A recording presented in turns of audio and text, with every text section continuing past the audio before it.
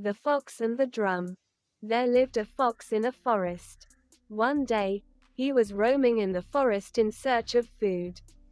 Suddenly, he heard loud sounds. Bang! Bang! Bang! The fox was frightened. What a deafening sound this is, he thought. It echoes through the forest. It seems to be the sound of some strange new animal. Let me run away from here. But then he changed his mind. He thought, if I run away, I might starve to death. Let me hide myself and see how big the animal is. If it lives by killing and eating other animals, it might share its prey with me. The fox quietly walked in the direction from where the sound was coming. And what did he see? There was a big drum under a tree. The hanging branches of the tree were swaying in the breeze. As they swayed, they would strike against the drum, and this produced the sound of beats. Bang! Bang! Bang! The drum might have been used by soldiers during a battle, and since then, it might have been lying in that place. The fox hid himself behind a tree and watched the drum. He thought, it is dangerous to be in this place. If this huge animal sees me, it will surely kill me and eat me up. Now I must leave this forest and go away. But then the fox again thought, this forest is my house.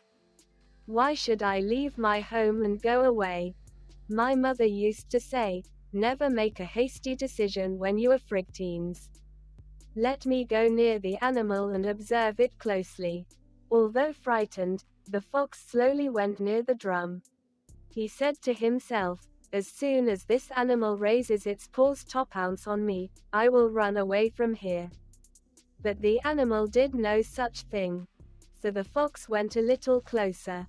But still the animal did not do anything. Now the fox gathered some courage. Let me touch it, he thought, and raised his paws and gently tapped on the drum. Bang! The sound of the drum beat echoed through the forest. The fox moved back a few steps. He again gathered courage and went closer to the drum. Now he was no longer frightened of the drum. He smelled it and thought, how big this animal is. And how thick its skin is.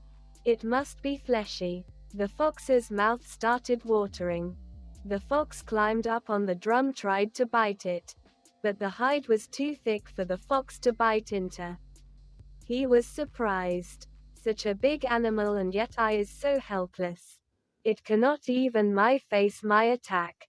Poor animal, said the fox to himself. The fox tried very hard to bite off a piece of thick hide. But he broke his tooth instead. Blood began to drip from his mouth. The fox was very angry. Niw with all his might, he bit no hide. And, at last, he succeeded. Then it became very easy for him to tear it up. The fox was amazed. I have bitten into this animal's skin and torn it open. And yet there is no blood, he wondered. The fox entered the drum. It was hollow. The fox sighed. He was disappointed. He did not get any food to eat, and, to add to his miseries, he had lost a tooth. As the breeze blew, the branches of the tree struck against the drum. But this time, there were no sounds of the beats. The fox said to himself, well, I don't mind losing a tooth. But I am happy that I have lost my fright. I have killed this big animal. The fox was very proud of himself. The proud fox held his head high and, once again, began to wander in search of food.